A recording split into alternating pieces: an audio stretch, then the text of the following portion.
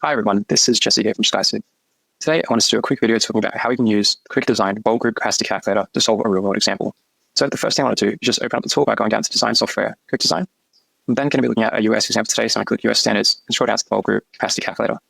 Now, if you haven't seen this tool before, we have three different versions of the tool. We have the American version to this standard, and we have the Australian and European versions of the tool, which all have similar layouts, which is the calculation of those specific standards.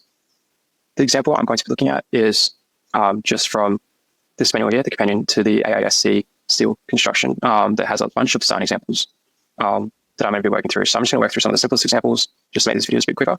And the first example I'm going to look at is example D9, which is looking at a plate with staggered bolts. So here we're not going to be too concerned. I'm going to close this one up before. Here we're not going to be too concerned with the bolt strength. We're just going to be looking at the plate strength and how it's going to be reduced when we have a staggered arrangement of bolts. Now, in this example, we can see here with the design calculator, you have a rectangular pattern of bolts, a circular pattern of bolts, or a custom arrangement. And we're going to need to use the custom arrangement in order to be able to put in a staggered arrangement of bolts. So what I'm going to do is I'm just going to remove all these bolts, set this to coordinate 0, 0, and I'm just going to duplicate that 4 times. Now, from the example we have, I'm just going to fill in the coordinates. So that should be the coordinates. And yeah, that's what the arrangement looks like with the bolt geometry. For the plate geometry, we have an edge distance of 2 inches on both sides, so it should be 2 here, a distance of 10, and a distance of 2. So the plate height should actually be 14. Now, what I like to do is, just because I want to have the minimum edge distance on both sides, I just put 0 here, and it's just going to give me the absolute minimum value that would fit. So that just means that we have the edge distance, minimum edge distance on both sides. Otherwise, if we wanted to make this plate longer in one direction, we could extend this value.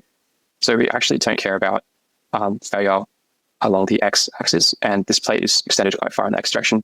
So what I'm going to do is just make that a really wide plate, and I'm just going to give it as big an edge distance as is allowed, which in this case is 12. That's all fine. We're just going to look at the failure in this vertical direction anyway.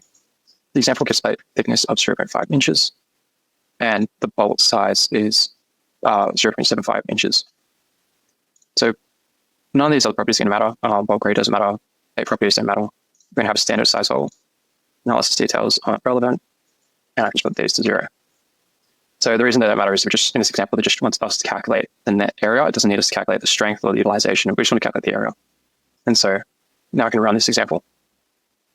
And I'm going to scroll down to this section here, which is dimensions. So the dimensions section helps calculate the gross area in the x direction, the net area in the y direction, all these areas that we need in order to calculate the tension and shear failure for the plate in both the x and y directions. So for tension failure, in the y direction, like we said, we don't care. So we're just giving it this really long and wide value, and we're just giving it this really deep area. But if we scroll down to looking at failure along the y direction, we can see we have a gross section area of 7 inches squared. Shear net area is 6.125 inches squared. So we'd expect that for our tension area, it's going to be less than this value. Because either our tension failure plane is going to go along this exact same path, or it's going to hit these staggered bolts and be reduced further.